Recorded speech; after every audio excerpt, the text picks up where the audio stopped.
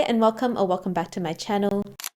Today I'm going to be doing a reading challenge where I read the highest rated book on my TBR as well as the lowest rated book on my TBR. If you want, comment below which you think is which. The first book I'm going to be talking about is Know My Name by Chanel Miller. This is the highest rated book on my TBR with a Goodreads rating of 4.7, which is incredibly high. I don't currently use Storygraph, so I'm not sure what the rating is there. This is a memoir and it tells the story of Chanel Miller, who was the victim in the 2016 Brock Turner sexual assault case. For those who don't know, that case happened on the Stanford campus, and the perpetrator, Brock Turner, he was only sentenced to 6 months after essaying the victim here.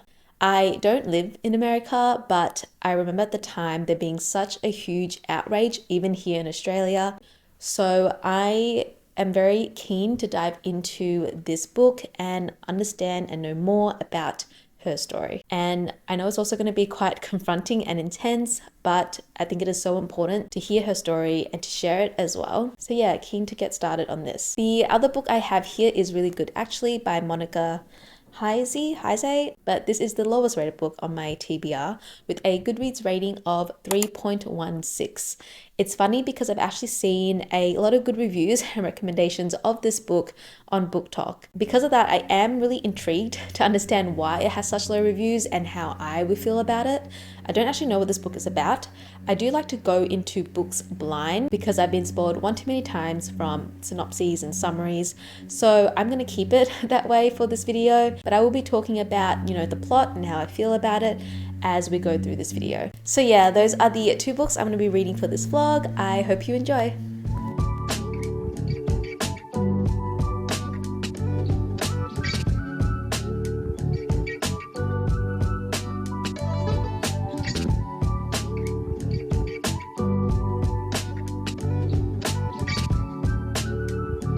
Decided to start with the lowest rated book, so here we have a really good actually. There's no real reason why, I guess, except for the fact that I'm just the type of person that prefers to start with the worst one, kind of like how I prefer to hear the bad news over the good news first. Anyway, first impressions of this book are that I am really liking the character's voice. This is quite stream of consciousness at the moment, and I feel like with that style, you really need to be able to vibe with the character to enjoy it. And it's definitely been hit or miss with me for these types of books before, but for this one, so far, I am enjoying it. I am cautiously optimistic because I know that sometimes things can just change on a whim with certain books. But yeah, so far I am liking it. We will see how I feel in the next update.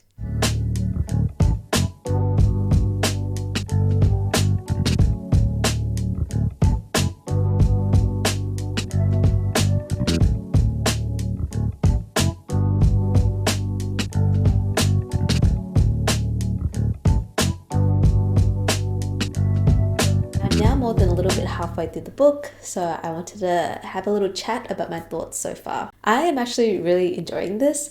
It is definitely not my favorite in terms of writing and plot, and I'm not entirely sure if this book is going to stick with me long term, but at the moment I am really enjoying my time with it. I feel a lot of the things that she is feeling, even though I am not myself going through a divorce, but there are still quite a lot of universal experiences and themes I feel like being explored in this book. I will say though that there are a lot of pop culture references in this. I normally don't like this in certain types of books that I think are trying to go for more of a timeless feel. When those references are made, it dates the book and I feel like it takes me out of it a little bit. But in this case, it feels very, very contemporary, if that makes sense. I think it's been a while since I've read a pure contemporary book that doesn't try to hide the fact that it is contemporary, like it embraces the pop culture references, and I think because of that it works. I think for people who really dislike that and the usage of anything celebrity, social media related, probably should steer clear of this book. I'm not entirely sure how the rest of the book is going to play out, but hopefully it continues being an enjoyable time for me. I will probably check back in once I finish.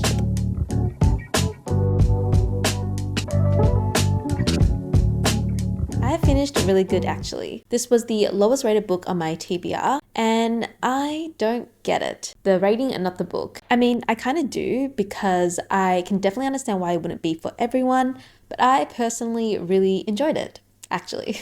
It does read very whiny and complainy, especially from a very privileged viewpoint, but I really related to a lot of what she was feeling and a lot of what she was thinking. There were just a lot of, I think, universal feelings in your place in the world and how to deal with this major change where your whole life is sort of upended and your future is not quite what you thought it was going to be anymore. I am hesitant to fully recommend it because, like I said, it isn't for everyone. Now I'm going into slightly spoilery territory, so feel free to skip ahead. There is a part early on the book where the topic of therapy is brought up, and it's done in a way and responded by the MC in a way that you know she's going to change her mind about it later on in the book, and you're going to see her go through that process. I was hoping for that to come up earlier in the book so that we can get more of a deep dive into that. The way the story is set up as well, you know that there's going to be the inevitable crash and burn of the protagonist, and I'm just glad that this part didn't last super long, because I feel like I would have been so irritated and so annoyed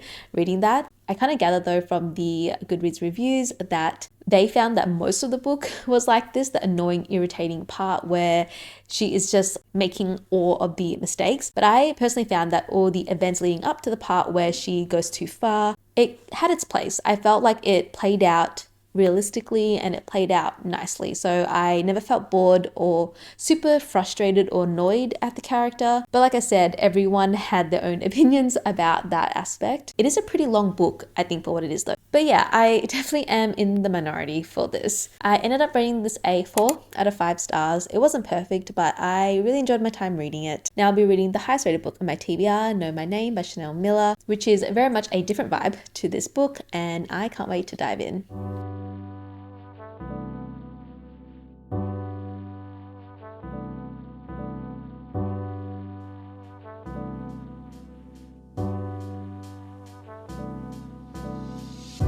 Not a proper update, but I wanted to check in and just say I hate this world that we live in, and I'm so incredibly sad for everything that she goes through.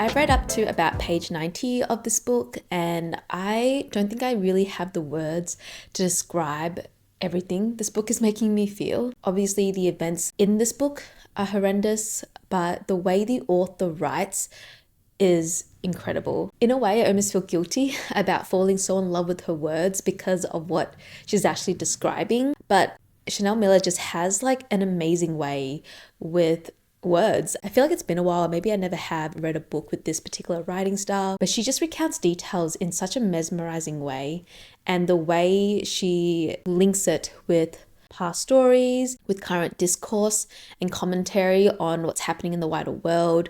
The way she does all of that is just incredible, and it is so mesmerizing and very, very captivating. It almost feels like you're seeing beauty in the ugliest things, which is obviously not a bad thing, but it just feels tainted in a way. You know, you don't want to find joy and comfort in her words because of the topic she's writing about, but that is what her writing does. It does feel like a comforting blanket. You are not alone, essentially. And now that I'm thinking about it, that probably was intentional, or if not intentional, then it is an amazing result of her writing, because I'm sure in those moments she wasn't feeling like that. She was feeling alone and isolated, and her words are doing the exact opposite of that when describing her story. Everything here is just so important and so relevant, and it really sucks, but I also think that the type of people that would be picking up these books are the type of people who probably already have an open mind to her experiences and what she went through and what it kind of says about society's current views on these type of issues.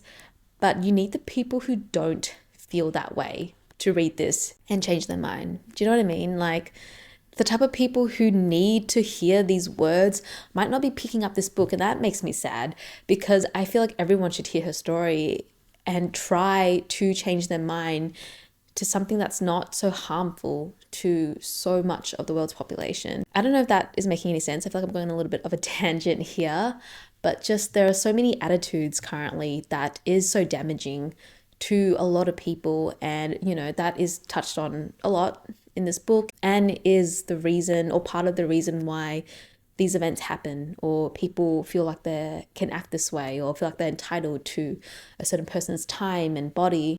So yeah, I know I started this part by saying I don't really have much to say. Obviously I do. I feel like I'm still just processing as well. Again, not even halfway through the book. I'm not sure if I'm even a quarter of the way through, but already it's incredible. And I really, really wish more people would pick this up. Yeah, I'll probably check back in at the 50% mark. I have finished up to page 212 of this book, so that is a little bit more than halfway. We have just finished the trial, so the jury has come back with the verdict, and I don't think it's really a spoiler, but they found him guilty of all counts. Basically, since the actual event, it has been a really long time to reach this point. The hearing kept getting postponed, and I can't remember if the trial did as well, but basically, yeah, with the scheduling and how the courts kept delaying, she has essentially been in this fog for over a year. And although she's been, living her life as best as she can, obviously the trial is just looming over her head. At the end of the trial, her DA gives her some cards that were sent to her by people who were in her corner. She's been living this life of seeing all these negative online comments, and she didn't realize just, the sheer amount of love and support that she was being given by people who didn't even know her. So it ended on this really uplifting note and I don't really want to reduce this moment and these events to just a few buzzwords, but she realizes that there is this bond between her and all the people who have gone through something similar, this girlhood, this solidarity, just she has people in her corner who knows what she's been through. I felt it, that bonding and this relief and this victory, like it is her victory, but in a way it feels like it's everyone else's as well. So you really get that up to where I read, and yeah, that's why there were a lot of tears. Again, her writing is so, so beautiful. That hasn't changed. Yeah, that is my 50% update. I will check back in once I finish this book.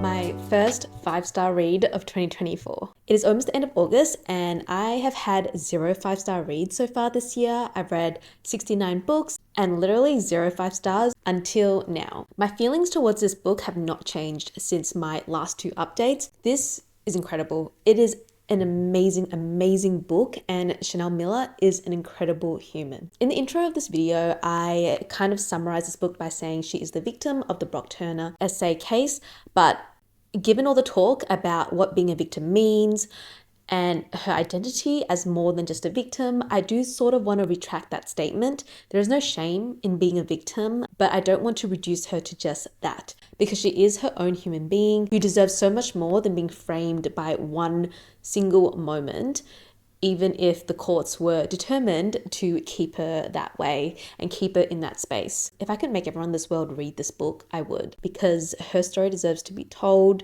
And not only that, but I feel like so many other people's stories can be told through her. There are so many people who have gone through similar situations, like way too high of a number, that have gone through this and haven't gotten as far as she has, but she has this ability to uplift those voices through her own experience. And I think that, it was made very clear from just how many people read her victim impact statement and the effect that it had on so much of the world's population. I didn't realize that her statement had been read that many times. I didn't realize it'd been translated. I didn't realize how many times it'd been quoted. I didn't know about any of that. I remember this case coming out, and I remember the outcome, and I remember being so angry at the time. But I think in my own bubble in Australia, even though it did reach Australia and a lot of people in Australia, I think for myself personally, I just didn't hear about it as much, and I really wish I had, though in a way, I guess it kind of worked out because I've read this book now and I know more about it now. And I'm hoping to bring this back up so that everyone can remember this story because it deserves to be told over and over again. And yeah, it's just incredible. I was on such a journey reading this book, and I'm so internally grateful for Chanel Miller for sharing her story, for writing her story so that we can all understand what she went through, live it with her. And yeah, I also didn't realize that the judge in the case ended up getting recalled. I had no idea that happened. There were so many changes that her case sparked, and there were so many things that got put into motion because of it. A lot of things didn't change, but as she mentions in the book, changing a system takes so much more time and work than any of us realize. And I think we all go through this point in time where that realization comes to us, and it can be very disheartening. But once you kind of get over that initial shock, you realize that it doesn't mean that it isn't possible. You are just part of this bigger change. I don't know if everything I'm saying sounds super vague right now. I don't know. It's making me feel so much, and it's making me want to do so much more. There was a hashtag Be the Swedes, which I think was part of, the campaign after the first verdict of the trial. And it's basically saying, in a world where it's so hard to fight back sometimes, it's so hard to find that courage, you can be the Swedes and help people. The two Swedish people who tackled Brock and made sure that she was okay changed the tide. Without them, there might not have been a case. They might not have reached this far in the case. And it's like any little action you do is worth something. Incredible. An amazing, amazing book. Like I said, 5 stars. Yeah. Wow. And because this video is a rating my lowest and my highest rated TBR, it's time to talk about, I guess, the comparisons between the two and my experience of having those two books be judged as the highest and lowest on my TBR before I started reading. I don't have the other book with me because I had to return it to the library. With Know My Name, my expectations were pretty much like out the window.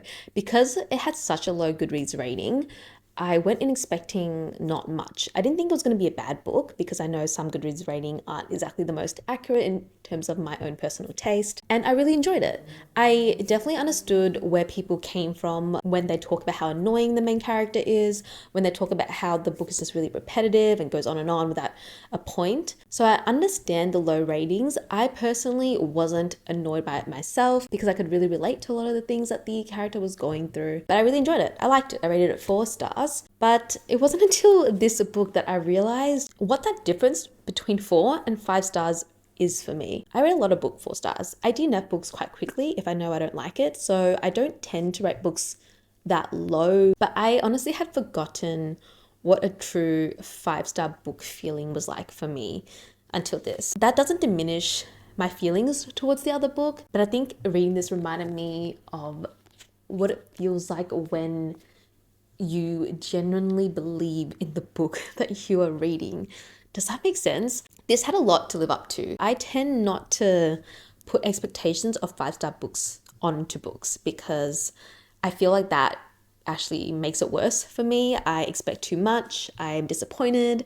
I have just too high expectations. So knowing going in that this book is rated so highly by so many people, I was worried. I don't like really hyped books, but this actually really exceeded my expectations. Anyway, I hope you enjoyed this video. Let me know if you read these 2 books as well and what your thoughts were. And if you haven't, whether this video has now piqued your interest and if you're keen on picking them up. Thanks for watching, and I'll see you next time. Bye.